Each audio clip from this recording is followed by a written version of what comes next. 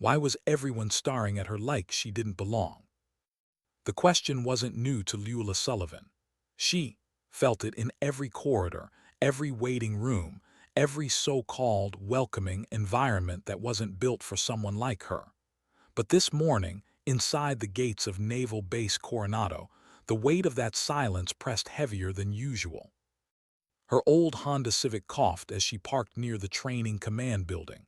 The California coastline lay wrapped in fog, blurring the horizon where gray sea met gray sky.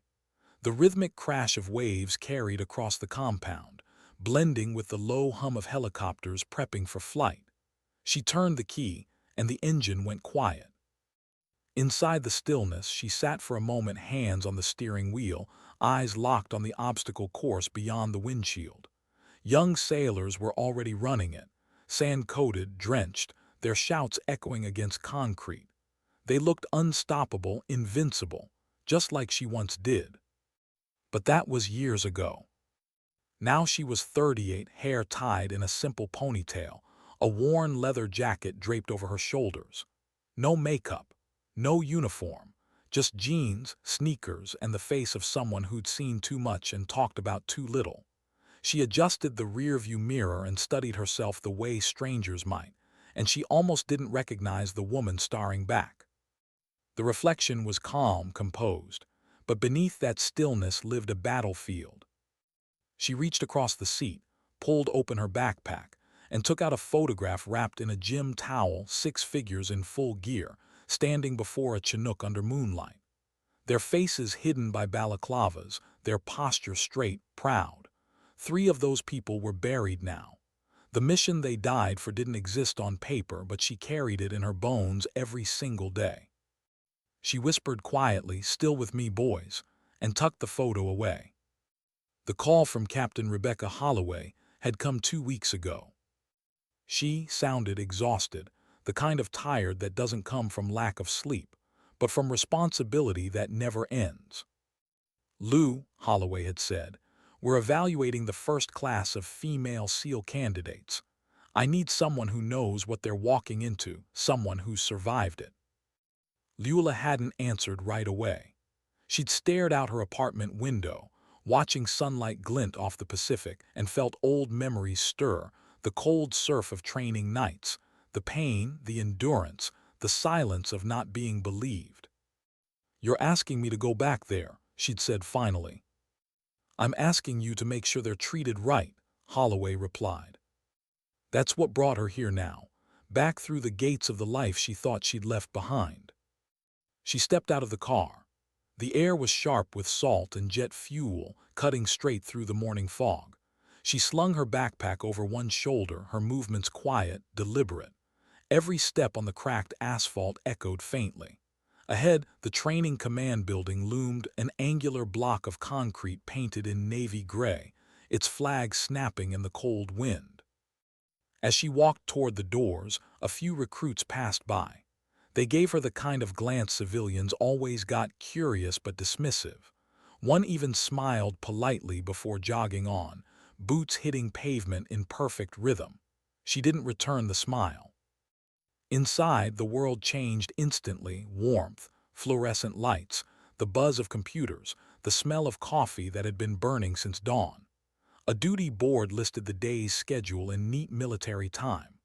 Behind the front desk sat a young petty officer, clean-cut, new to service, his uniform creased so sharply it could draw blood. He didn't even look up at first. "Morning, ma'am, can I help you?" "I'm here for the candidate evaluation support," she said, pulling a folded letter from her jacket. "Luella Sullivan. Commander Patterson should have me on the calendar." He finally looked up. There was politeness in his voice, but the kind that came from habit, not respect. He scanned the letter, then glanced at her jacket, her jeans, her sneakers. Civilian, out of place. He muttered, eyes flicking across his monitor. "I see a volunteer coordinator listed, but no details about this role." "I was asked by Captain Holloway," she said. "Ma'am," he interrupted, his tone soft but firm. "This facility's restricted to authorized personnel. Are you sure you're in the right place?" His question lingered in the air like an insult wrapped in courtesy. Before she could respond, a voice from behind the desk, an older civilian staffer, hair tied back, glasses on a chain, spoke without looking up from her paperwork. "Is there a problem, Callahan?" "This woman says she's here for candidate support, ma'am," he said, glancing up. "But I don't see any active credentials logged." The woman peeked over her glasses. "Do you have a military ID, dear? Contractor badge, maybe?" Luella stood perfectly still. "No." Another admin nearby chuckled under her breath. "Probably saw that piece on the news about women in SEAL training. Happens every time. Someone shows up thinking it's an open house." The petty officer smiled faintly at that, not cruelly, just thoughtlessly. That's when a new voice cut in. "What's going on here?" Lieutenant Commander Brett Donovan strode out from his office. Early 30s, sharp uniform, the kind of man who'd mastered authority before he'd earned it. He took the letter from Callahan's hand, scanned it once, and looked at Luella like she'd wandered into a classified zone by mistake. "Ma'am," he said, polite but dismissive, "I appreciate your interest in our program, but this is a secure facility.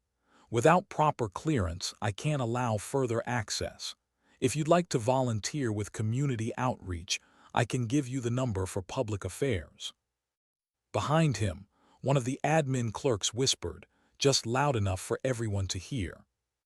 "You lost, little girl. The volunteer center's in town." The room chuckled softly. Luella didn't. She stood there in silence. No glare, no correction, no defense. Just that still, unyielding composure of someone who'd faced worse than condescension. She nodded once, turned to leave, and reached for her backpack. That's when it happened. As she bent to adjust the strap, her leather jacket shifted slightly, and for a fraction of a second, something glinted in the fluorescent light. Gold. Pinned inside the lining, half hidden but unmistakable, was a SEAL trident. The eagle, the pistol, the anchor. Real, not replica. Petty Officer James Brennan happened to be walking past at that exact moment. He stopped dead. His eyes locked on that pin and his breath caught. He'd served 12 years in the teams, Afghanistan, Iraq, operations no one was supposed to talk about. And he knew that symbol better than his own reflection. Only a few thousand people on Earth had ever earned it, and until recently, none of them were women. He watched her straighten and walk out, calm and silent. The others didn't notice a thing, but he did, and every instinct in his body screamed that something important had just slipped through their fingers. The manifest in his hand fell to the floor. He barely noticed. Without a word, Brennan turned and strode toward the secure communications office, heart pounding, hands trembling. He swiped into the SCIF. The heavy door ceiling shut behind him with a hiss. Inside, the air felt sterile, thick with recycled oxygen and secrecy. He logged into the encrypted network, fingers unsteady. The hum of the system filled the silence. His reflection looked ghostly in the monitor's dim light. "NSWC operations," came a crisp voice through the line. "Lieutenant Graves speaking. Authenticate." Brennan gave his credentials. "Go ahead, Chief." He swallowed. "Sir, we may have an incident involving classified personnel identification." "Define incident." "There's a woman here, denied access by Lieutenant Commander Donovan. Civilian clothes, mid to late 30s. She's wearing a real gold trident inside her jacket." The silence on the other end wasn't just quiet. It was the kind that meant something heavy had landed. "Are you certain, Chief?" "Positive, 12 years in the team, sir. I know what I saw." Another pause, then muffled voices in the background and a shift in tone when the line came back. "Name?" "Luella Sullivan." More silence, longer this time. When Lieutenant Graves finally spoke again, his voice had changed, quieter, heavier, like someone choosing words with care. "Chief Brennan," he said, You will immediately inform your commanding officer that Miss Sullivan is to be granted full access to any facility she requires. This order comes from above your pay grade. And Chief, this call never happened. But if anyone disrespects that woman again, they'll answer to people who don't wear name tapes. Understood? Yes, sir. The line went dead. Brennan stared at the receiver for a moment, pulse still racing. Then he stood, logged out, and walked back toward the door. Outside, the fog had thinned. The sun cut through, burning gold on the horizon. He spotted her near her car, about to leave. He jogged across the parking lot. "Ma'am, please wait." She turned, calm, neutral, the faintest trace of recognition in her eyes, the look of someone who's already guessed what comes next. He stopped a few paces short. "Ma'am, I owe you an apology on behalf of this command. There's been a serious misunderstanding. It's being corrected right now." "You saw it," she said simply.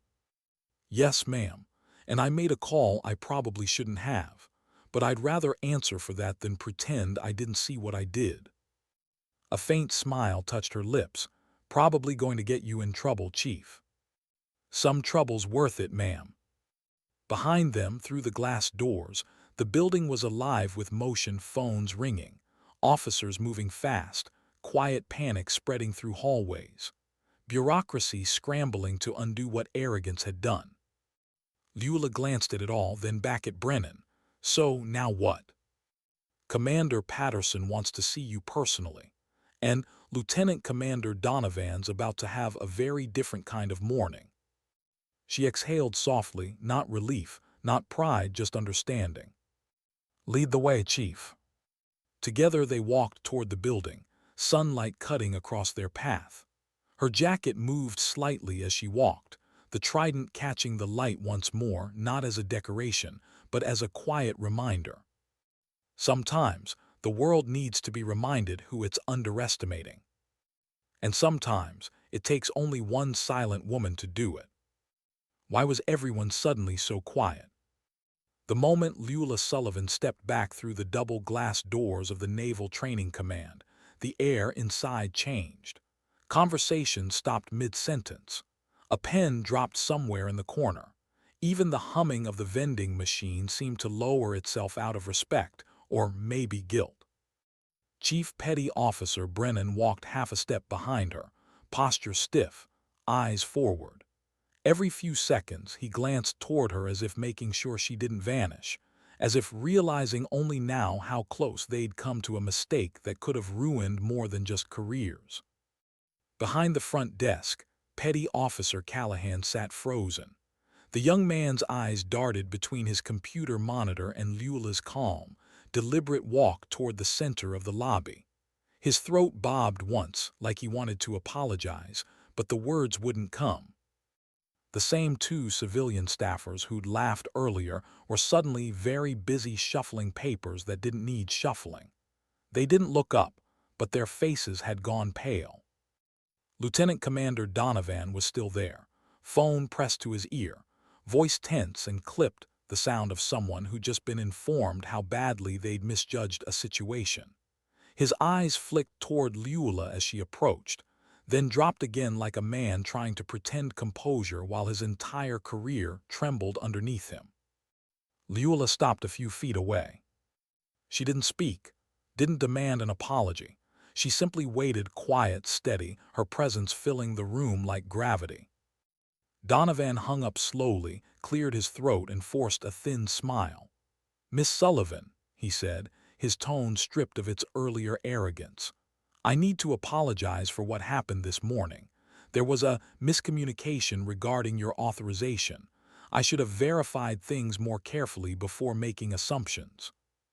"Assumptions," she repeated softly. The word hung in the air like a reflection in glass. Behind her, Chief Brennan's shoulders tensed. He looked ready to step in, to explain, to defend her, but she raised a hand slightly, a quiet signal that said don't. She didn't need saving. Before Donovan could say more, the door to the inner offices opened and a tall man with silver hair and steady eyes stepped out.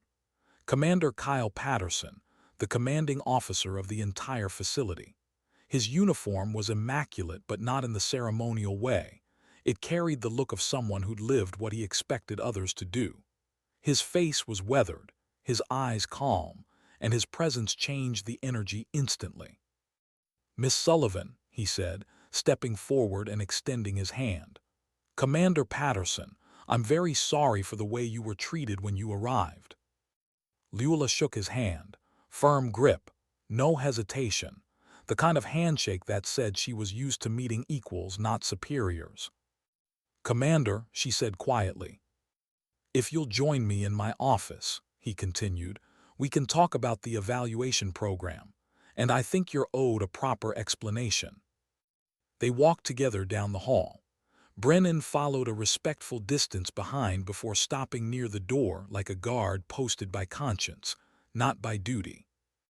Inside Patterson's office, sunlight streamed through blinds, falling across the photographs lining the wall, black and white images of SEAL teams, some smiling, some grim, some standing in deserts or jungles that no longer had names.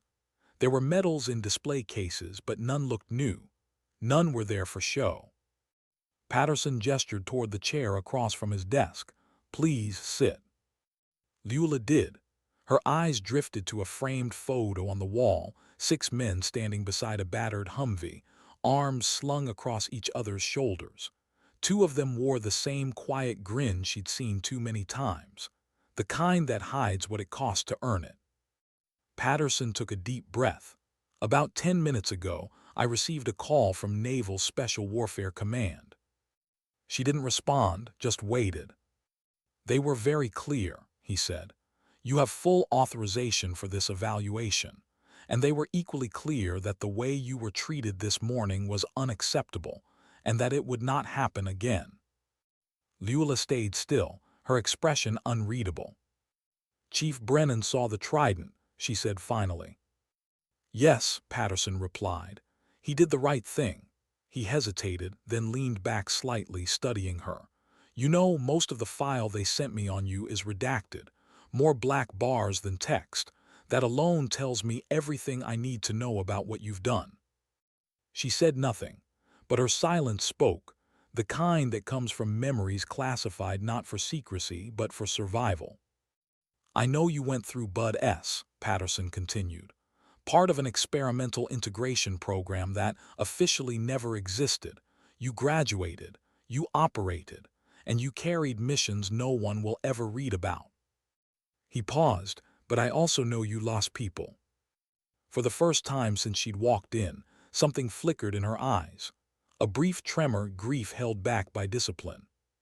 "3," she said softly. "3 who bought us 57 minutes we shouldn't have had." Patterson nodded slowly. "The mission in 2009. Her jaw tightened. "You know about that." "I know what the Quick Reaction Force found when they arrived. 6 friendlies, 43 hostiles. They said the defensive line was impossible, but it held. Said the person calling the shots never raised her voice, never panicked, just kept everyone moving." Luella's eyes dropped for a moment. "We held the line until air support arrived. The mission succeeded, but success doesn't erase cost." Patterson didn't press further. He'd seen that look before, in mirrors, in briefings, in folded flags handed to families. The look of someone who lived through something that didn't end just because the mission did. "The candidates you're here to evaluate," he said finally, "they'll face situations like that. They'll see darkness that no textbook prepares you for.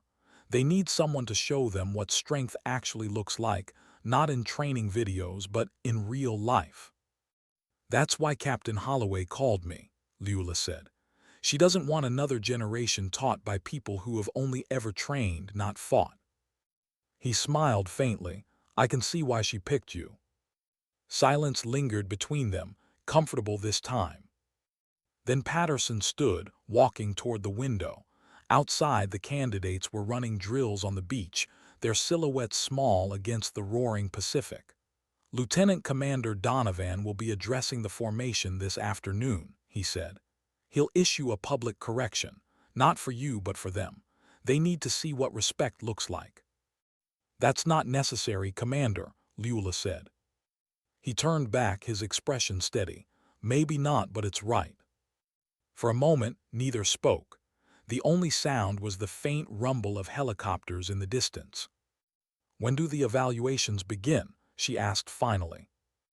1,300 hours. Modified Hell Week, 72 hours compressed. I'll be ready. Patterson nodded once. Something tells me you already are. When she stood to leave, the commander offered a quiet, almost fatherly nod. Miss Sullivan, welcome back. The words hit harder than she expected.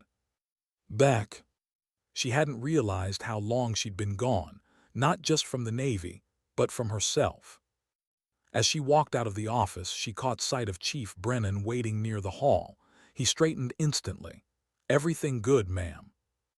It will be, she said, thanks to you.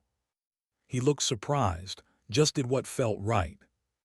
That's what makes it rare, she replied. They walked together back into the main lobby. The same staffers who'd laughed earlier avoided eye contact. Donovan stood rigid near the door, hands clasped behind his back, every trace of arrogance burned out of him by the commander's quiet wrath. Luella didn't acknowledge him. She didn't need to. Some lessons don't need to be spoken. They need to be felt. Outside, the fog had lifted entirely.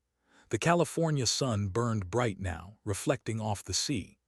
On the obstacle course, candidates climbed ropes and walls, dragging themselves through sand. Their grunts and shouts carried through the wind, raw, determined, full of promise. Luella paused, watching them. The sound took her back years, to cold surf hitting her face, to blisters on her palms, to instructors yelling inches from her ear. She remembered how many people told her she didn't belong, how many looked at her and saw a symbol, not a soldier. And yet she'd finished. She'd earned what none thought she could. Now she was here again, not to prove herself, but to help someone else do the same. She stood there, eyes on the ocean, mind drifting between memory and mission. Her phone buzzed softly in her pocket. A message from Captain Holloway, "You good?" Luella typed back, "Better than I thought." Then she looked up at the sky, that same bright, endless blue she used to study during training, wondering if she'd ever see it as anything other than an obstacle. Maybe today was the first time it looked like something else. Possibility. The wind picked up, carrying the smell of salt and freedom. She closed her eyes briefly, letting it wash over her, and when she opened them, the sun hit the trident inside her jacket again, a tiny reflection of everything she'd survived. Tomorrow she'd stand before a new generation. Some would doubt her, some would worship her, most wouldn't understand her. But they'd all learn one thing, that quiet strength doesn't need to shout. It simply stands its ground. And when the world asks, "You lost, little girl," sometimes the answer isn't words at all. Sometimes it's a gold trident catching the morning light, and the silence that follows when everyone finally understands who they're really talking to. Why did the air feel heavier before every test? The candidates stood in formation under a blazing afternoon sun, 23 of them lined up with sand clinging to their boots, shoulders slick with sweat. The Pacific wind whipped across the training grounds, rattling the flagpole behind them. Every eye was forward, locked on the instructor platform where Lieutenant Commander Donovan stood, and beside him, silently, was Luella Sullivan. The same woman most of them had mistaken for a civilian that morning. Now she wore standard Navy PT gear, her hair tied back, her posture quiet but commanding. No insignia, no medals, just presence, the kind that didn't need introduction. Donovan cleared his throat, voice pitched to carry. "Before we begin this evaluation," he said, "I need to address an incident that happened earlier today." A low murmur rippled through the line. Candidates glanced at one another, uncertain. "This morning," Donovan continued, "Miss Sullivan arrived to support this training program. She was denied entry due to an error, my error." He paused, the silence stretching long enough for the weight to sink in. Miss Sullivan is a graduate of basic underwater demolition SEAL training. She is a former special warfare operator with operational experience in classified environments. She has earned her trident. The disrespect she was shown was unacceptable. That's on me. The words hit the formation like a wave. Even the wind seemed to hesitate. A few of the candidates' jaws slackened. Some blinked in disbelief. And others, especially the younger women in the group, straightened their backs a little, as if something deep inside them had just shifted. Donovan nodded toward her. She'll be observing your performance over the next 72 hours. Listen to her. Learn from her. She's walked the path you're trying to follow. He stepped back, eyes lowered slightly, not out of shame but out of respect. Luella stepped forward. For a moment she said nothing. She just looked at them, faces young, uncertain, brimming with hope and fear. It wasn't judgment in her eyes, it was recognition. You've all read the manuals, she began quietly. You've seen the documentaries, the interviews, the motivational clips. None of that matters here. Her tone wasn't sharp, it was steady, like calm water that hides depth. What matters is what happens when the water's cold, when your muscles fail, and when the voice inside you says you can't. That voice is a liar, but it's a convincing one. I've heard it too. A few candidates nodded unconsciously. Luella's gaze swept across them. You're about to be pushed past what you think is your limit, and when that happens, don't fight the pain, use it. It's not your enemy. It's the evidence that you're still in the fight. Then she stepped back and gave a simple nod. Begin. The training started like thunder. The first run was a timed beach sprint, 2 miles through soft, shifting sand. By the half-mile mark, the formation had already stretched thin. Sweat poured, breathing turned ragged. The instructor's shouts sliced through the air. Luella watched silently from the platform, her eyes tracking not the fastest or the strongest, but the ones who hesitated, the ones who started to break. Her focus settled on one of them, candidate Emily Brennan. Small frame, wiry build, quick stride. There was something in her, not power but persistence. Each time she stumbled, she corrected herself faster. Each time she fell behind, she found another ounce of grit that didn't come from muscle. Beside her, Commander Patterson leaned on the railing. You see it too, don't you? Luella didn't look away. She reminds me of someone I used to be. Small, Patterson asked with a faint smile. No, Luella said softly, underestimated. The run ended with collapse and coughing. Sand stuck to faces like war paint. Some candidates rolled onto their backs, staring at the sun. Instructors barked commands for hydration, gear checks, recovery stations. Luella crouched beside one who'd fallen to her knees, tears mixing with salt water. You thinking about quitting? She asked gently. The young woman nodded, ashamed.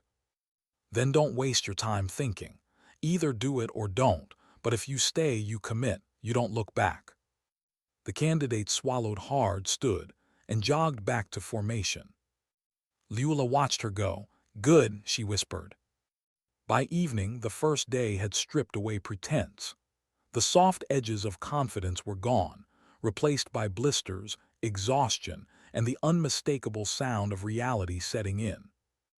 That night, as floodlights illuminated the training grounds, Luella stood alone near the shoreline. The Pacific roared beyond the dark. Instructors' voices echoed from a distance, timed drills, push-ups, surf torture. The candidates lay in shallow water, linked arms, waves crashing over their faces. She watched them without blinking, each surge of foam reflecting fragments of memory she'd buried deep. Cold water, darkness, screaming muscles. That night in 2009. She closed her eyes, hearing it again, the whistle of incoming rounds, the sound of her teammate laughing even as blood filled his lungs. His last words had been a joke. People never believed her when she said that. But soldiers often die the same way they lived, defiant, human, absurdly brave.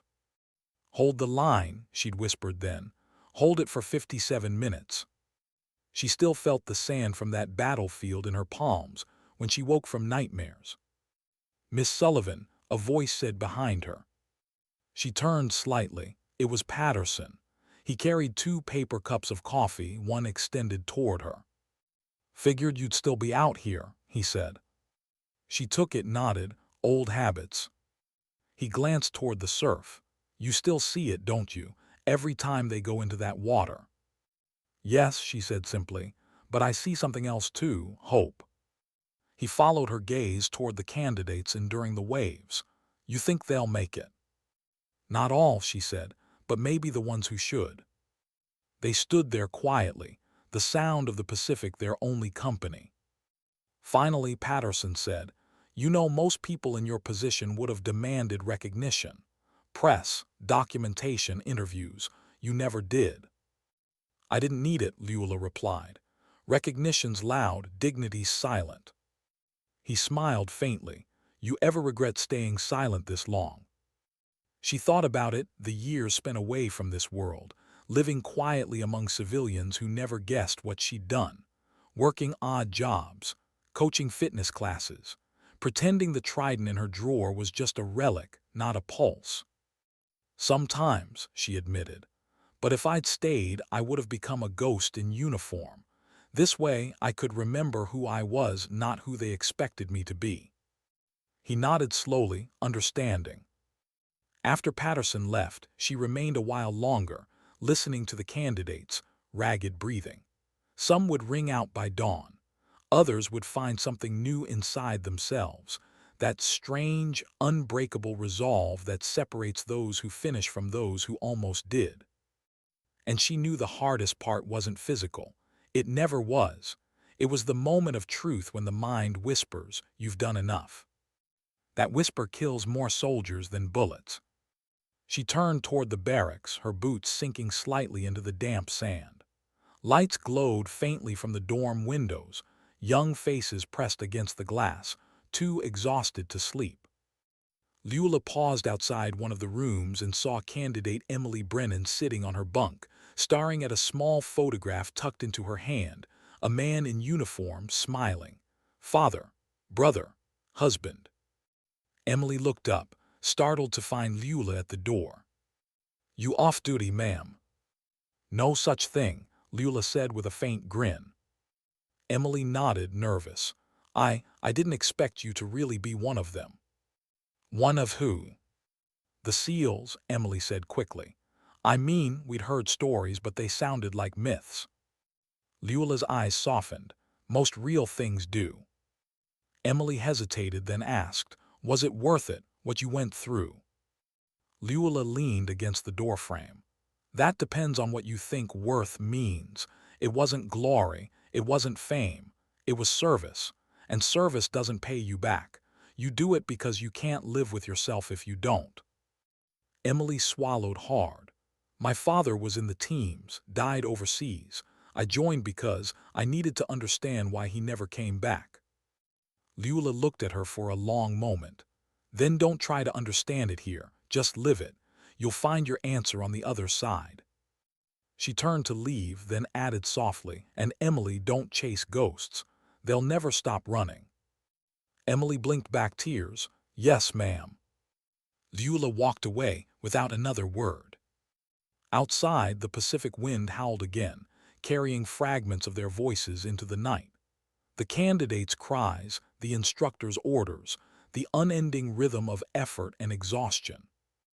Luella tilted her head back, looking at the stars, bright, endless, and cold. Somewhere above, maybe her fallen teammates were laughing again, watching her try to play mentor after all these years. "Yeah," she murmured, half to herself, half to them, "I'm still here." Then she looked back toward the surf, where the candidates still fought through the tide. She remembered the question that haunted her every night since she left. If the mission over, why does it still feel like I'm in it? And maybe, just maybe, she finally understood. Because some missions never end, they just change shape. Now her battlefield wasn't a desert or a jungle. It was this training ground, this forge where courage was remade from pain. And her weapon wasn't a rifle anymore. It was her presence, her story, her silence. As the floodlights flickered across the sand, she whispered under her breath, not a command, not a prayer, but a promise. Hold the line. Why did the silence before dawn always feel heavier than the night itself?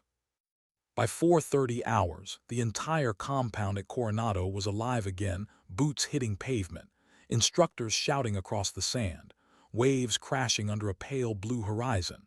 The candidates moved like shadows, exhausted but unbroken. Their 72-hour evaluation had entered its second day, the hardest phase, where fatigue blurred thought and pain became constant company. Luella Sullivan stood near the obstacle course, arms folded, watching the silhouettes climb, fall, and rise again. The air smelled of salt and steel, sweat and jet fuel.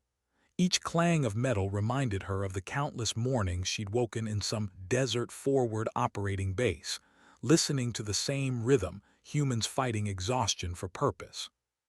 Only this time, she wasn't the one climbing. A younger instructor approached her, clipboard tucked under one arm. "Ma'am, the candidates are struggling on the wall climbs. 2 dropped already. You want to intervene?" Luella didn't look away from the course. "No, not yet. Let them fight for it." The instructor hesitated. "Ma'am, it's been 15 minutes. "That's nothing," she said softly. "You don't learn who you are in 15 minutes. You learn it after you've failed 3 times and still climb again."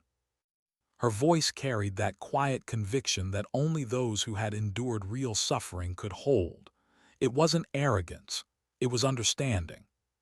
The instructor nodded, retreating. Luella kept her gaze fixed on the wall on one candidate in particular. Emily Brennan, small, wiry, shaking from exhaustion but refusing to quit. She, fallen twice already, palms bleeding, rope burns up her arms.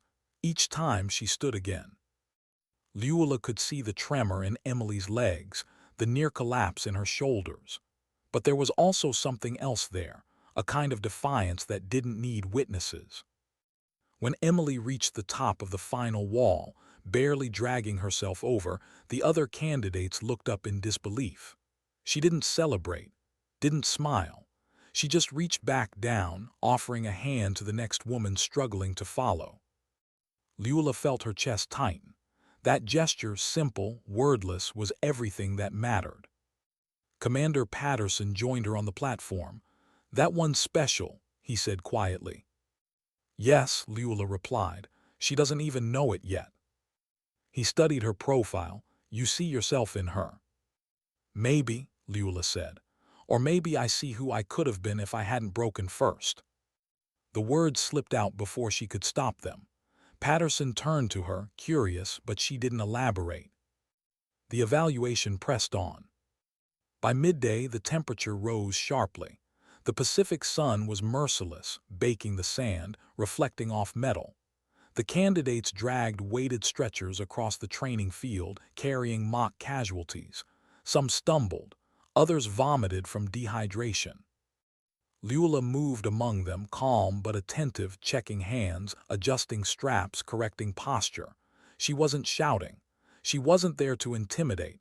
She was there to teach. When one male candidate snapped at a teammate, "You're slowing us down," Luella's voice cut through the air, low and sharp as a blade. "Say that again, candidate." The young man froze. "Ma'am, You think speed saves lives," she said, stepping closer. "It doesn't. Teams do. You leave someone behind here, you'll do it out there too. And out there, it'll get someone killed." He lowered his head. "Yes, ma'am." "Then fix it," she said simply. She turned away as they lifted together again, slower this time but united. Patterson, watching from a distance, murmured, "You ever think about coming back full time?" "No," Luella said. "The field's no place for ghosts." He smiled faintly. "You're not a ghost." "Then what am I, Commander?" He didn't answer, and she didn't push. Because she already knew. She was a reminder of what strength looked like when it stopped needing applause. By evening, exhaustion was a living thing. The candidates moved on autopilot. Orders were repeated because comprehension had dulled. Muscles failed without warning. Luella watched as they were lined up for the next evolution, a simulated extraction under fire. Teams had to navigate coordinates, locate a dummy casualty, and transport them through a course rigged with blank rounds and noise simulators. It wasn't just a test of skill. It was a test of clarity when chaos swallowed reason. As she briefed the instructors, her eyes drifted toward the horizon, the faint glow of sunset turning the ocean red. For a moment, she wasn't here. She was somewhere else. Another sunset, another extraction. The night she lost them. The sand was Afghan dust in her memory, red, dry, choking.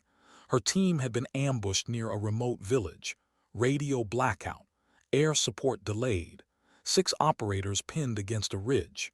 She remembered the fear, not of dying, but of failing them. And then she remembered the quiet moment between gunfire, when one of them, Harris, had turned to her and grinned. "Still think you're not supposed to be here." He died 20 minutes later, smiling. The sound of an explosion snapped her back. The training exercise had begun. She forced herself to refocus. Candidates moved across the terrain, low and fast, shouting commands over simulated fire. The instructors were relentless. "Cover left. Move. You're dead, candidate. Start again." Luella walked among them like a phantom, unseen but everywhere. Emily Brennan's team lagged behind. One teammate was down, twisted ankle, real injury this time. The medics called out for extraction, but Emily shook her head. "No," she said through gasps, "we're finishing this." Her team protested. She ignored them. She adjusted their formation, redistributed the casualties' weight across 2 shoulders, and pushed forward. Luella followed quietly, nodding every decision. There was no hesitation now, no self-doubt, just focus. They finished dead last, but they finished together. When it was over, the medics helped the injured candidate off the field. Emily sat on the sand, drenched in sweat, face streaked with dirt. Her breathing was ragged, her body trembling. Luella approached, crouching beside her. "You didn't quit." Emily looked up, eyes glazed with fatigue. "We were last." "You were together," Luella said. "That's all that matters." Emily shook her head weakly. "I froze yesterday. I hesitated. I thought about it the whole time." Luella studied her, seeing the same haunted frustration she'd once carried. Hesitation isn't weakness. It's awareness. What matters is what you do next. Emily's voice cracked. "Does it ever stop the doubt?" "No," Luella said. "You just get better at ignoring it." For a moment, the younger woman's eyes softened, a look of something like gratitude. Luella stood and offered her a hand. "Get up, candidate. You've got work to do." Emily took it. And for the first time since arriving, Luella felt something shift in herself, a faint, long-forgotten warmth. Maybe purpose wasn't a thing you finished. Maybe it was something you carried quietly until someone else needed it. That night the camp was hushed. Candidates slept where they could, against walls, under tarps, curled in corners. The instructors moved softly between them, checking vitals, refilling water. Luella sat by the shoreline again, boots buried in cool sand. The Pacific was calmer tonight, the waves softer, almost forgiving. She took the old photo from her backpack, the one from 2009. 6 operators in full gear, faces hidden, one arm thrown over her shoulder. She traced her thumb over the shape of Harris's hand on her flak vest. "Still think I'm not supposed to be here," she whispered with a faint, sad smile. A voice interrupted her thoughts, Commander Patterson again, his footsteps soft. "You ever talk to anyone about it?" She shook her head. "They don't need my ghosts." "Maybe you do," he said quietly. She didn't respond. He sat beside her, both watching the black water move under moonlight. "You know," he said after a while, "every generation has someone who reminds us what the standard really means. You're that for them." "Maybe," she said. Or maybe I'm just showing them how not to lose themselves in the process. That's the same thing. They sat in silence. The tide rolled in and out, patient, unending. Finally, she said, "You ever wonder why we remember pain so easily but not peace?" Patterson turned to her. "Because pain teaches, peace just lets you rest." She smiled faintly. "Maybe I've been resting too long." When Patterson left, she stayed a little longer, letting the salt air sting her eyes.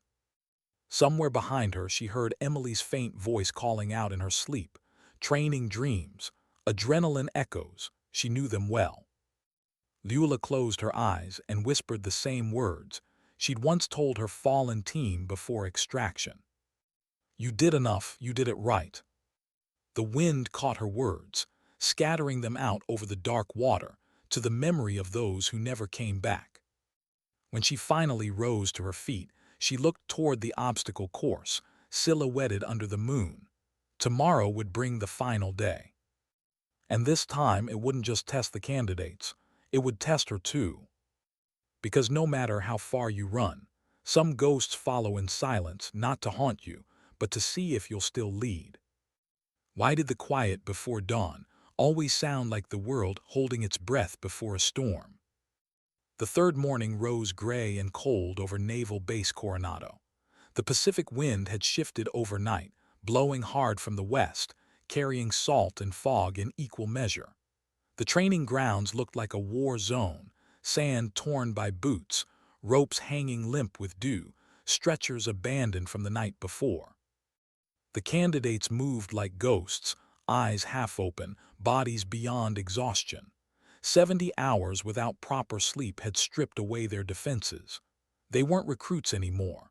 They were raw nerve endings wrapped in grit.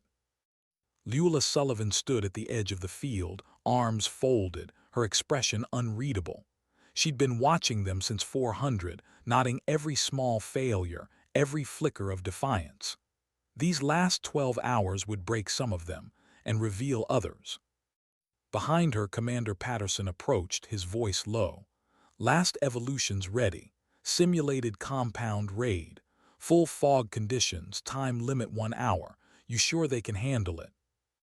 "They'll handle it," Luella said. "Or they won't. Either way, they'll find out who they really are." He nodded, then added quietly, "You look like you haven't slept either." She didn't answer. Instead, she stared at the ocean, its surface restless under the rising wind.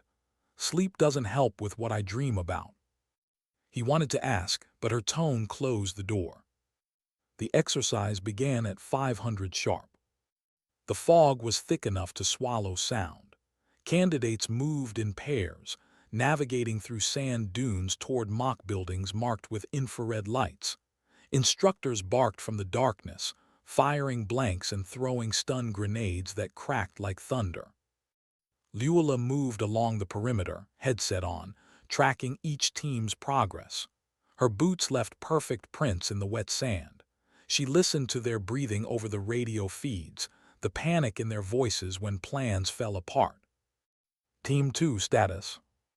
A male voice answered through gasps. "Moving, lost visual on Point Man, visibility down to 5 feet." Luella's response was calm, surgical. "Then lead by sound. You don't need to see the fight to finish it." "Ma'am, we're—" "Stop talking," she cut in. "Start deciding." Moments later, she heard movement, gunfire simulators, a shouted order, then silence. Good silence. The kind that meant someone had chosen right.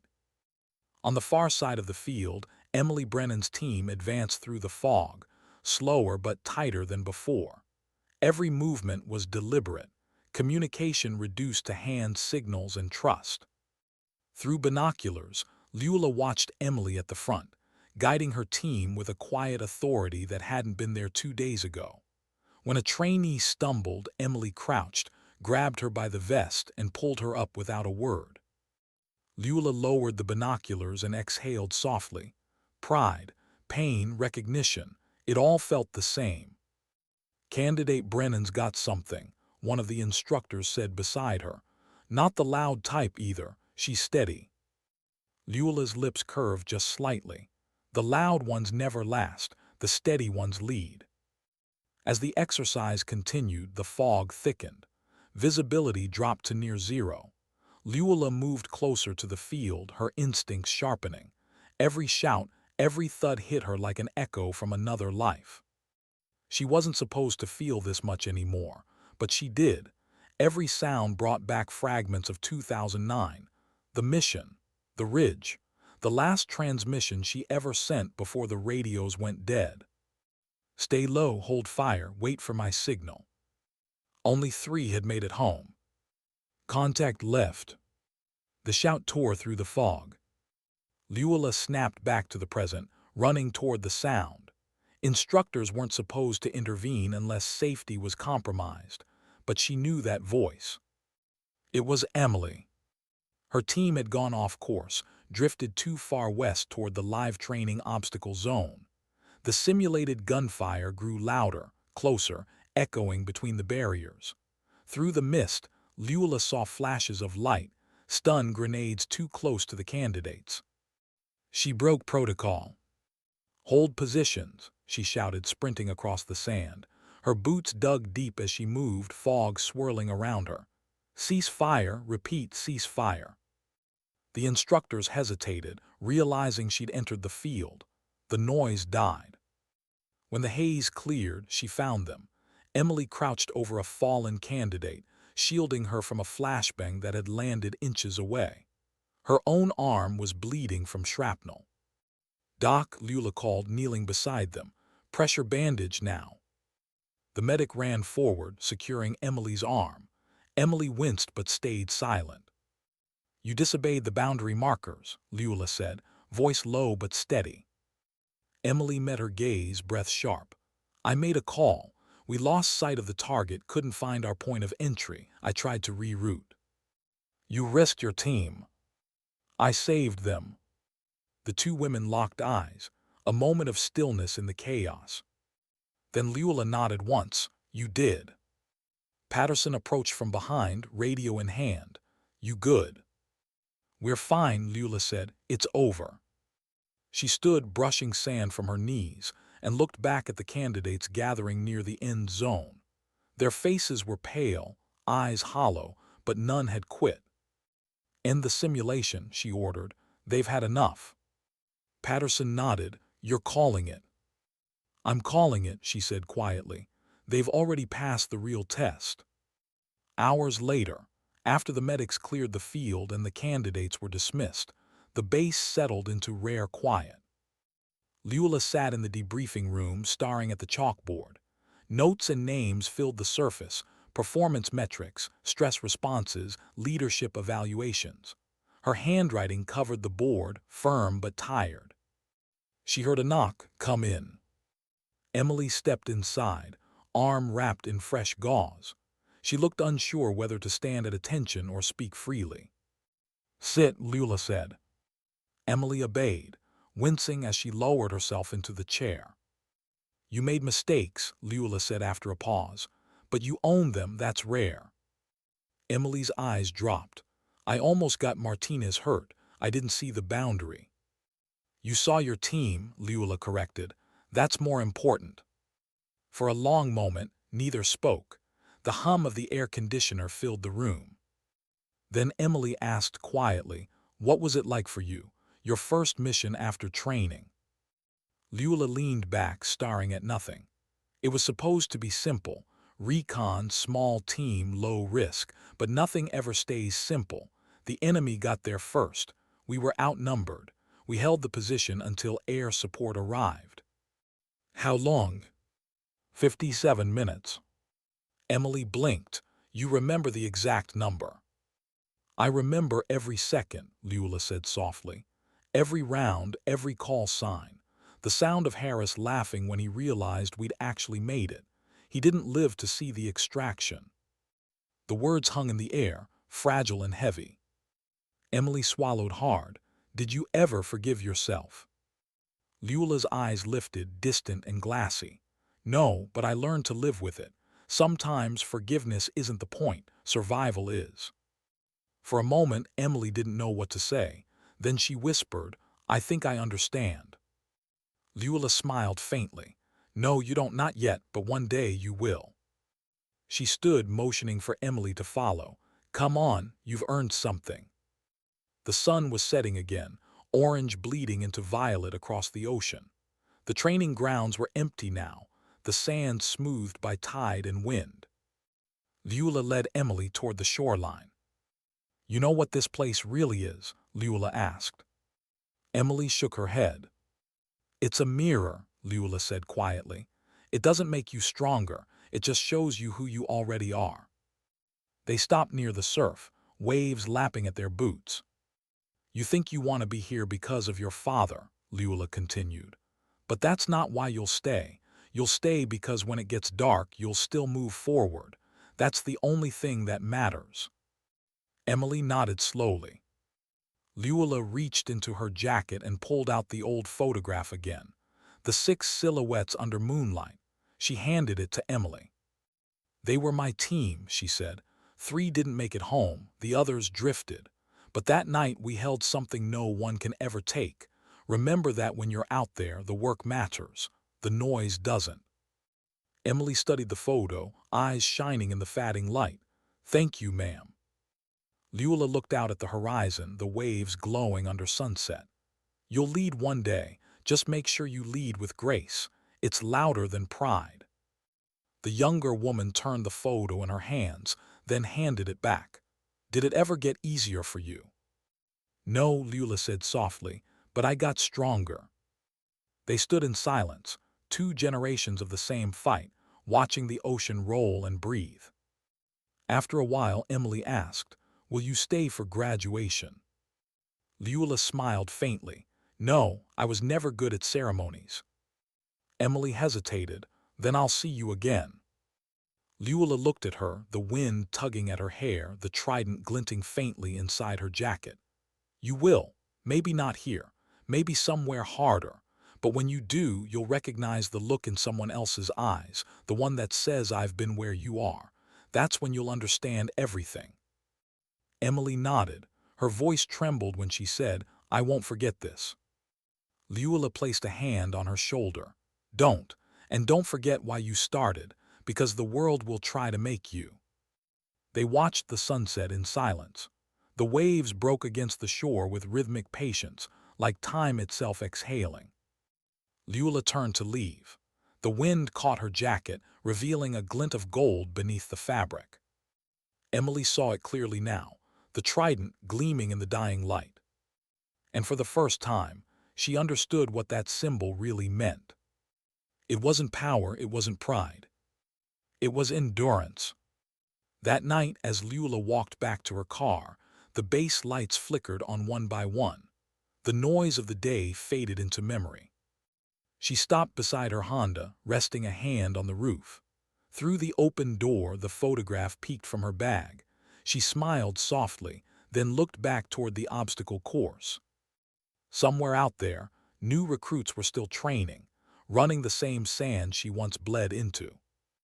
And she realized maybe she hadn't come back to teach. Maybe she'd come back to remember. Because in the end, strength wasn't about surviving war. It was about surviving yourself. Why did the call come on the one morning she finally felt at peace? The sun was just cresting over the water, spilling gold across the Pacific. For once, the base was quiet. No drills, no shouting, no adrenaline humming in her veins, just the steady crash of waves and the faint metallic creak of flagpoles in the wind. Luella Sullivan sat alone on a weathered bench near the shoreline, coffee cooling between her palms. She hadn't slept much, but it wasn't exhaustion that kept her still. It was something else. For the first time in years, she felt still, grounded, whole. The evaluation was over. The candidates had passed their final checkouts the night before, and Emily Brennan, the small, steady woman who'd carried her team through that fog, had been quietly recommended for continuation training. Patterson had thanked Luella for everything, promised a proper commendation, maybe even a consultancy role. But Luella had already made up her mind. She would leave by noon. She wasn't built for staying in one place too long. She learned that lesson years ago, on missions where survival depended on motion, on never letting the past catch up. She looked toward the horizon, where sunlight broke through low clouds. For a moment she thought about Harris, about the team. She wondered if they'd be proud of the woman sitting here now, quiet, older, no longer fighting to prove she belonged. Maybe, she thought, this was what peace looked like. Then her phone buzzed. Private line, no caller ID. Her heartbeat slowed instinctively. That tone, that distinct encrypted ping, belonged to a network she hadn't heard from in years. She hesitated before answering. Sullivan. A man's voice replied. Calm, flat, military. Chief Sullivan, this is Lieutenant Graves, Naval Special Warfare Command. Please confirm location. She exhaled slowly. Coronado, sir. Temporary assignment complete. Preparing to leave. Understood, Graves said. Your presence is requested at the Operations Annex, Building 47B at 9:30. Classification Level 2. She frowned. I'm not active duty anymore. You still hold provisional clearance. This comes from above my pay grade, ma'am. There was a pause, the kind that carried more meaning than words. Copy that, she said finally. The line went dead. An hour later, Luella walked across the base toward the restricted side of the compound. The fog had lifted completely, leaving everything too bright, too exposed. She changed into her old fatigues, plain, unmarked, the kind of uniform that drew no attention but fit like muscle memory. The leather jacket hung over her arm. Inside it, the trident caught light as she moved. Brennan spotted her near the motor pool and hurried over. Ma'am, I heard you were leaving. Change of plans, she said simply. Is everything all right? Luella looked at him, the kind of man who'd seen enough to recognize when something was. Probably not, she said quietly. He nodded once. If you need backup. I always need backup, Chief, she said, almost smiling. But not today. Building 47B sat near the airfield, tucked behind a cluster of hangars that didn't exist on most base maps. 2 guards stood by the door. Neither asked for ID, they already knew who she was. Inside, the air was cool and sterile, walls painted in dull navy gray. A conference table surrounded by screens displaying satellite feeds and operational data. Lieutenant Graves was waiting, younger than she expected, his posture crisp, his eyes sharp. Chief Sullivan, he said, standing, appreciate you coming in on short notice. I didn't have much choice, she said. He gestured for her to sit. You're right, you didn't. She arched an eyebrow. You always this charming with veterans. He gave a faint smile.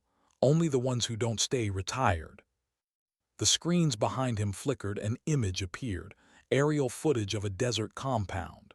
Then a still frame, a face. Grainy, captured mid-stride but recognizable enough. Luella leaned forward, her pulse tightened. Impossible, she murmured. Graves nodded. We thought so too.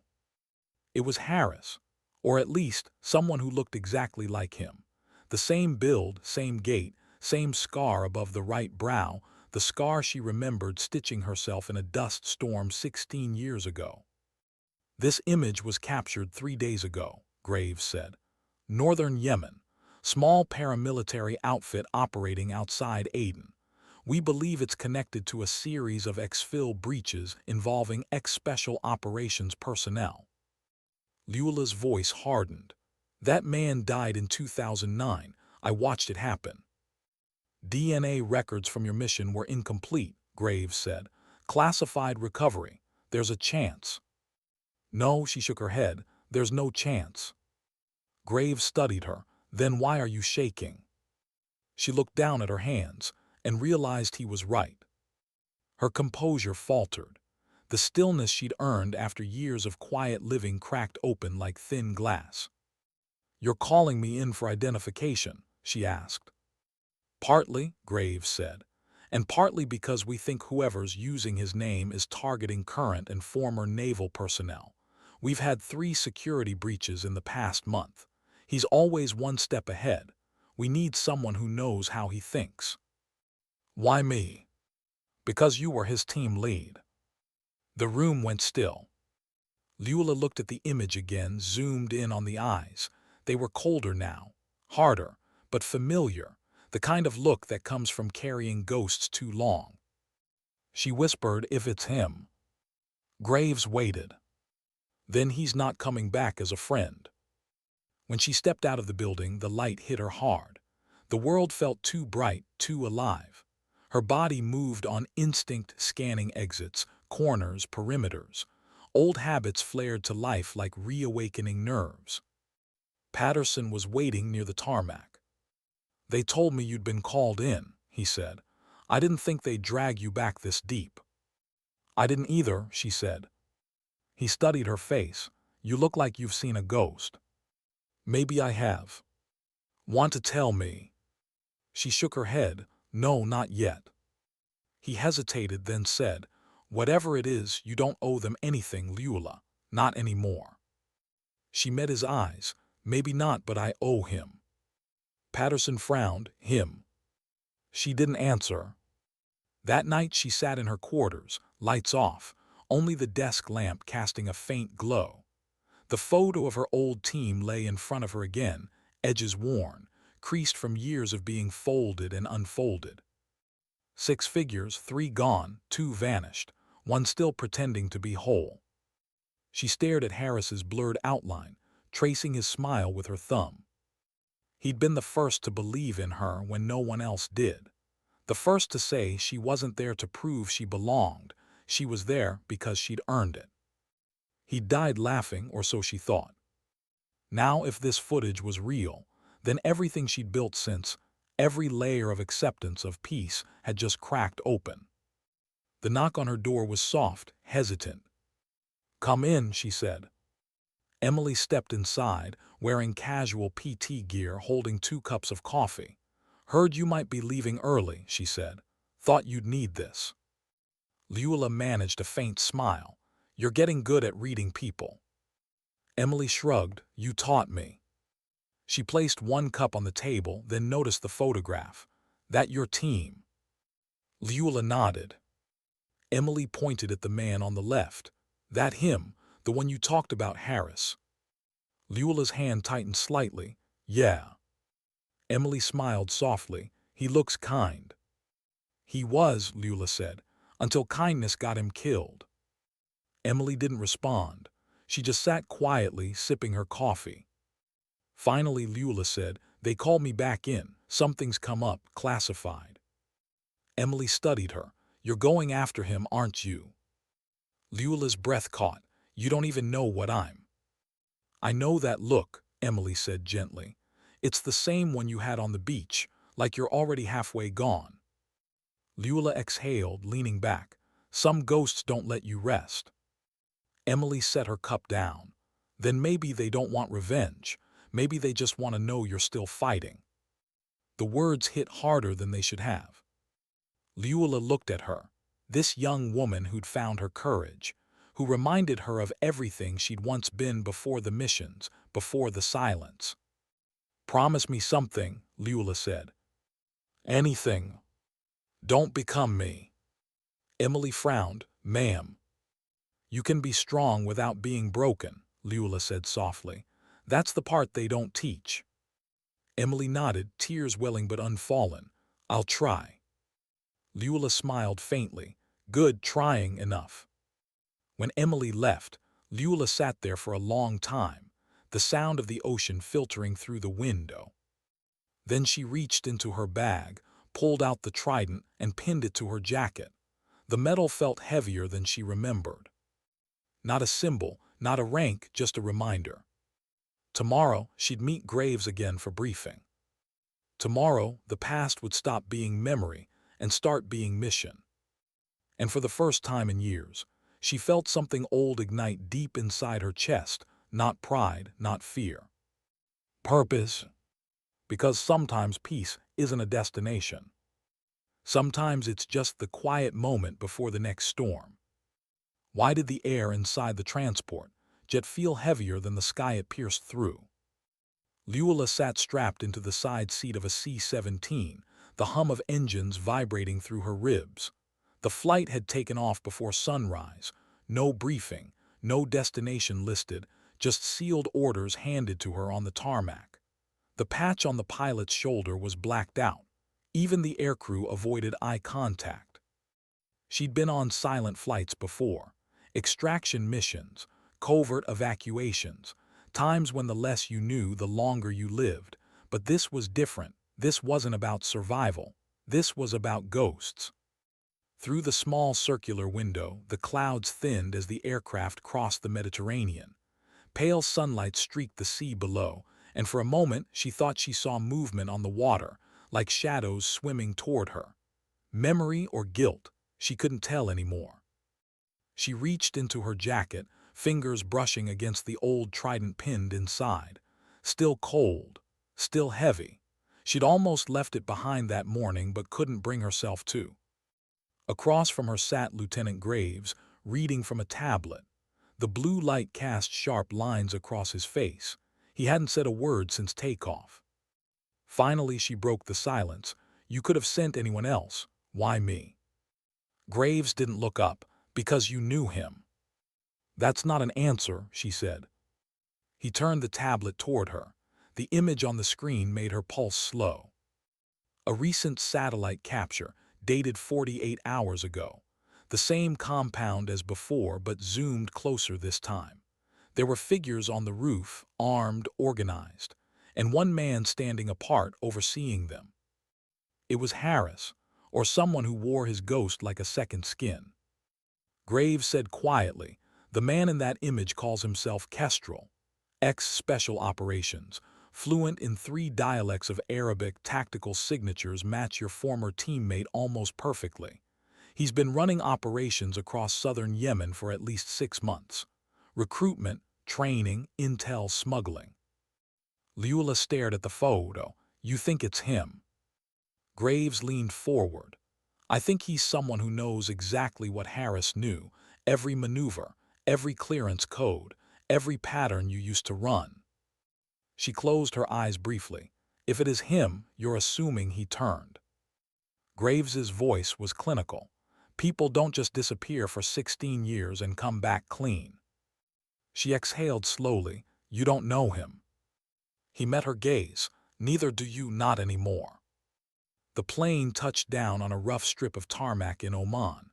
Heat rolled through the open hatch like an invisible wave. The scent of dust, oil, and salt filled her lungs, dragging her back years in an instant. A convoy waited at the edge of the runway. 2 unmarked SUVs, matte black, engines idling. Graves motioned her forward. "You'll be briefed en route." They drove for nearly 2 hours through empty desert, sand stretching to the horizon like the surface of another planet. No checkpoints, no signs, just heat and silence. Finally, the vehicle stopped at a low concrete structure half buried in the sand. Inside, the air was cold again, recycled through unseen vents. She followed Graves down a corridor lined with screens and cables. The hum of electronics filled the space. A single door at the end bore a yellow clearance symbol. Graves pressed his thumb to the scanner. The lock clicked. Inside, a wall of monitors flickered to life, live feeds from multiple locations, most of them desert compounds.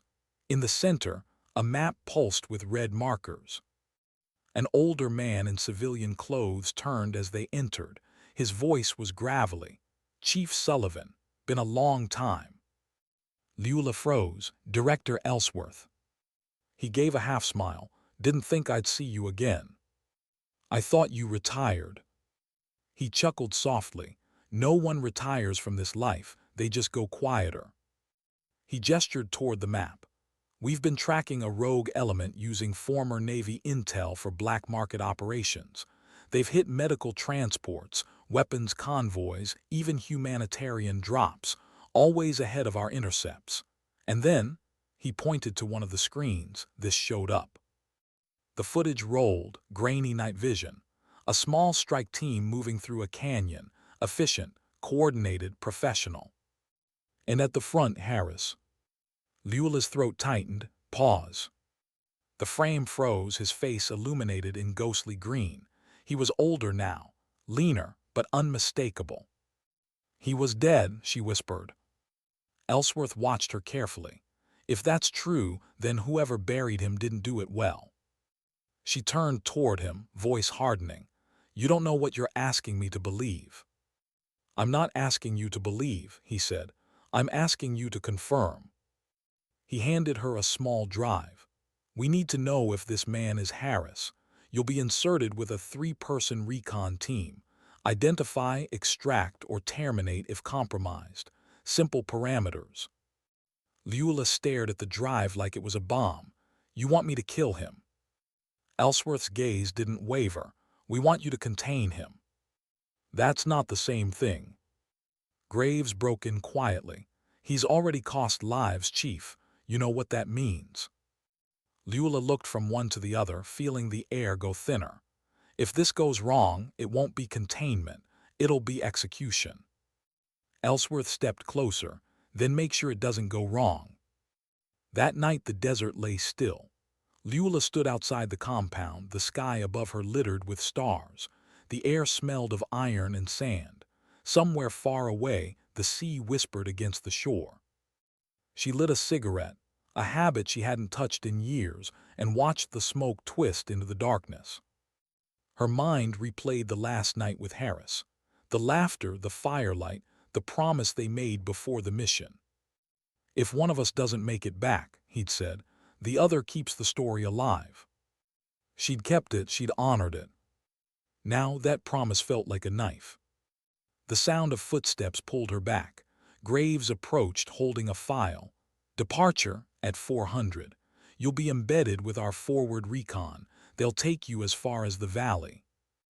Luella nodded. Copy. He lingered a moment, studying her. You've got history with him. That could compromise your judgment. Her eyes lifted, calm but steel-edged. History doesn't compromise judgment, it teaches it. He said nothing after that. When he walked away, she looked down at the trident glinting against her chest. It had never felt so heavy.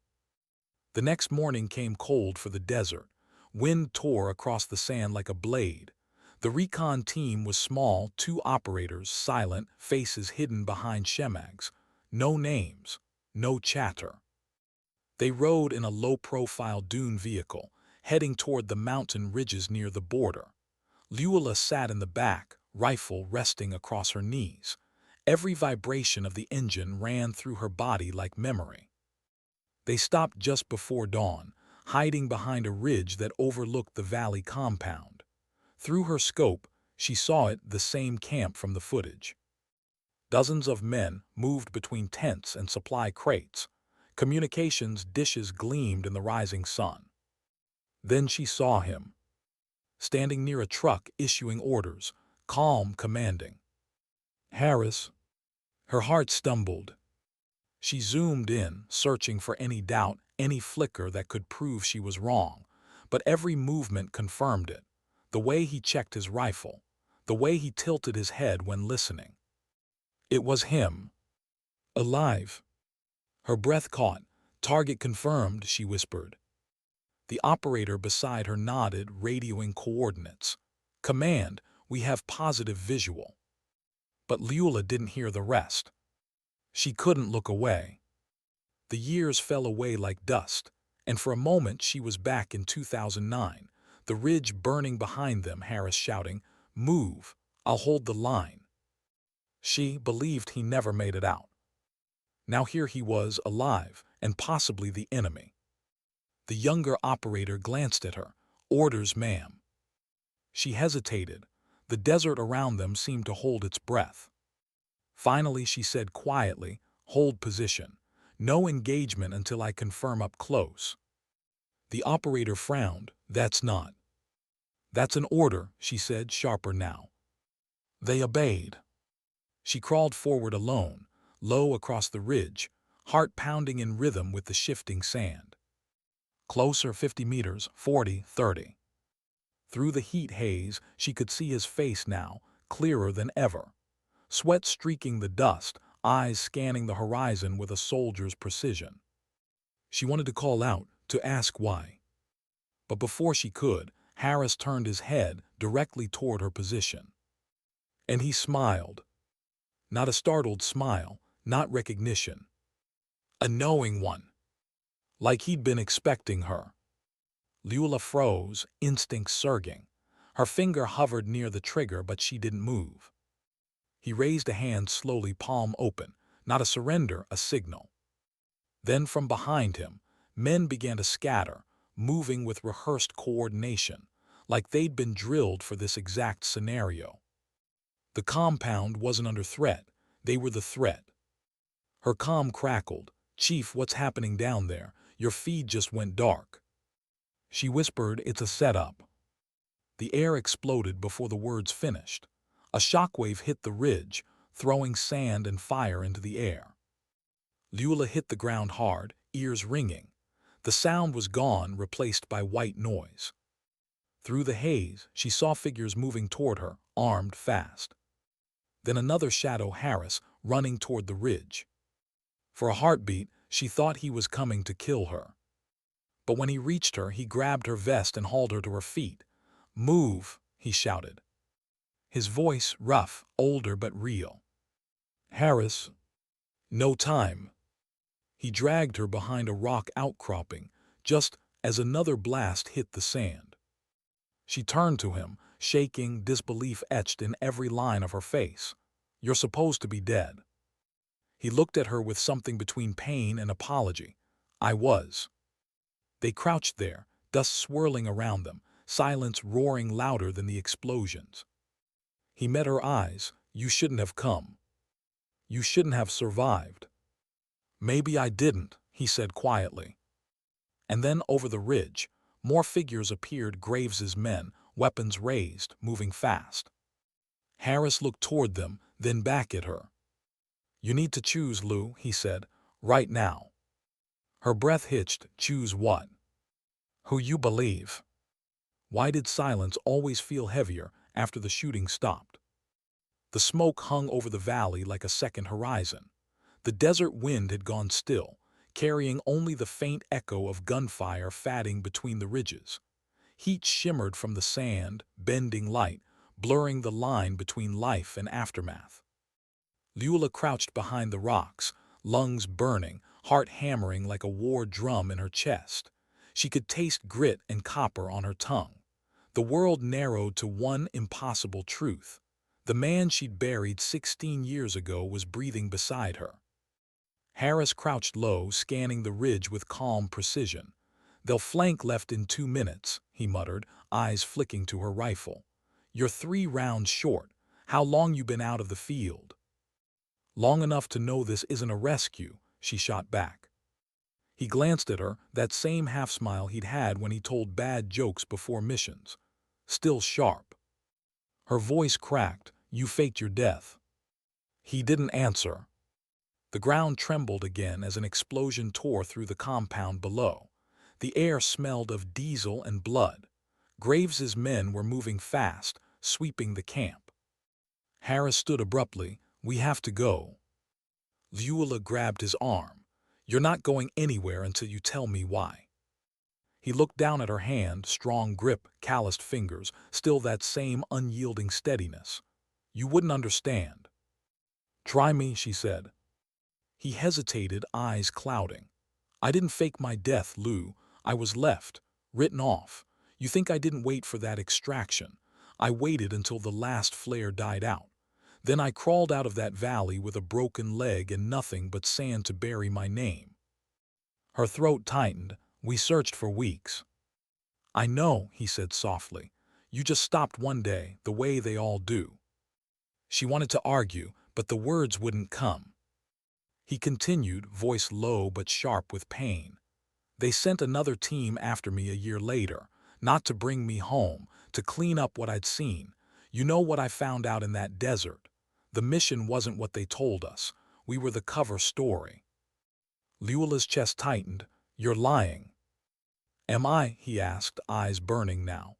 "Why do you think Ellsworth called you here? Why not send a strike team?"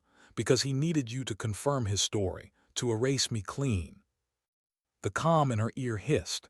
Graves's voice, Chief Sullivan report, do you have eyes on the target? She froze. Harris held her gaze. Tell them I'm dead, again, it's what they're good at. The comm crackled louder. Chief, we need status now. She pressed a hand to her earpiece. Her mouth was dry. Stand by. Lou, Harris said softly, if you go back down that hill, they'll make sure the truth dies with me. Then tell me the truth, she said, all of it. He exhaled, shoulders sinking. After the blast in 9, I found out why we were there. It wasn't a recon op. It was a test run for an unapproved arms deal ours. Ellsworth's task force moved weapons through local militias under humanitarian cover. I confronted him after I got back. He buried me with the paperwork. Luella stared at him, shock cutting through her exhaustion. You have proof. He nodded toward the small satchel on his hip. Data drives, coordinates, voice logs, enough to burn every name involved. But it won't matter if they kill me first. Her fingers brushed her rifle unconsciously. Proof, betrayal, orders, all of it spun together like shrapnel. Another explosion boomed in the distance. The ridge shook. Graves's voice returned in her ear, harder now. Chief, we have movement near your position. Confirm visual or we move in. Harris's eyes were steady. You know what happens if they move in. She did. The world would lose another ghost. Minutes later, they were running. Not toward the extraction zone, but away from it, deeper into the canyon. Every step felt like running through memory. The air seared their lungs. Sand kicked underfoot. The sound of gunfire followed like a pulse that refused to die. When they reached a shallow ravine, Harris collapsed to one knee, dragging in breath. We can't outrun the satellite drones. Luella dropped beside him. Then we hide. She yanked her knife, cutting strips from her scarf, wrapping them around the reflective plates on their vests. Improvised camouflage. He looked at her, a flicker of pride behind the exhaustion. You always were the smarter one. And you were always the louder one, she said. He laughed softly, shaking his head. God, I missed this. Her eyes softened for a heartbeat. Don't. Don't what? Make it harder than it already is. The silence between them said everything words couldn't. By late afternoon, the sky turned amber. Shadows lengthened across the sand. They found shelter in a half-collapsed bunker, one of the old Soviet outposts left to rot in the desert. Inside, the air was stale but cooler. Harris slumped against the wall, clutching his side. His shirt was dark with blood. Let me see, Luella said. It's fine. She glared. I've heard that before. He sighed, lifting his hand. The wound was deep, shrapnel maybe. Not fatal yet, but bad enough to slow him down. As she tore fabric for a bandage, he said quietly, You ever think about how we got here?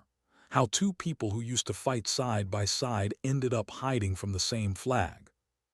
She tied the knot hard enough to make him grunt. Maybe that's what war does. It doesn't end, it just changes sides. He smiled faintly, still poetic. I'm tired of poetry, she said. I want the truth. He leaned his head back, eyes closing. The truth is ugly, Lou. It's written in the names of the ones who were told to die quietly. I stayed alive to make sure someone read it out loud. She sat beside him, arms on her knees, staring at the dim light spilling through the cracks in the wall. And if I help you, they'll come for you too.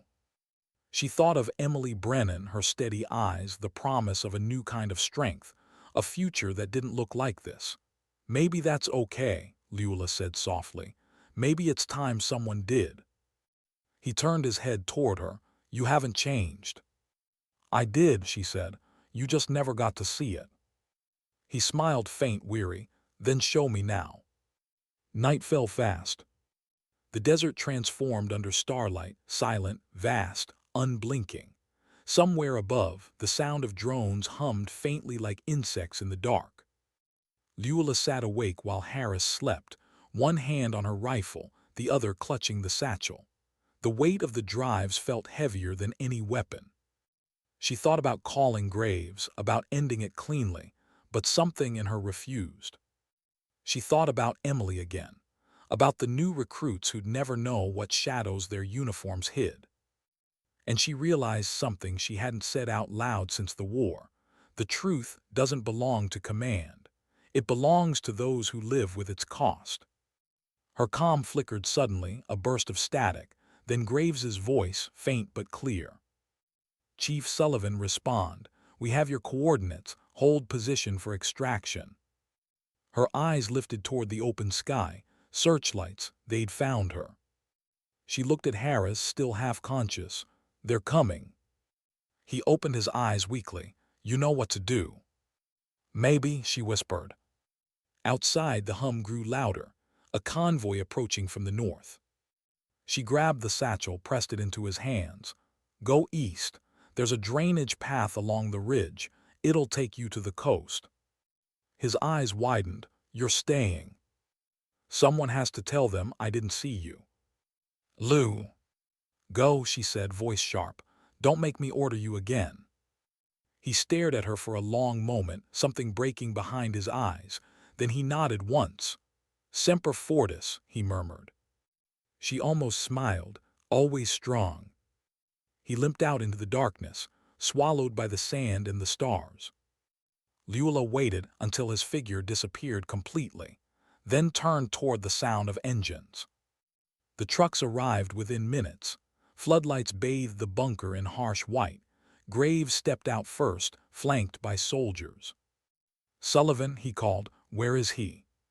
She stood still, rifle lowered, face calm. Gone, she said. Graves studied her carefully. Define gone. Dead, she lied. I confirmed it myself. He didn't move for a long moment.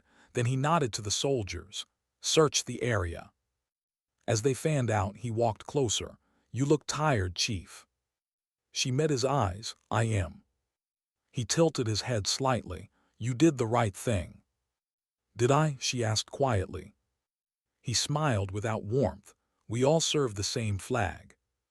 She looked past him, at the horizon just beginning to lighten with dawn. That's what scares me. 2 days later, she sat on the cargo ramp of another aircraft, heading home. The ocean spread endless beneath her, blue, calm, indifferent. She held the trident in her hand, turning it over in the light. For the first time, she understood what it really meant. It wasn't a badge of loyalty. It was a burden of truth. Her phone buzzed once, a secure message. No name, just a single line. Made it to the coast, keep fighting. H. She smiled faintly, eyes closing against the roar of the wind. Maybe this was how soldiers found peace. Not in medals or orders, but in knowing when to disobey them. When she landed back at Coronado, the base was silent again.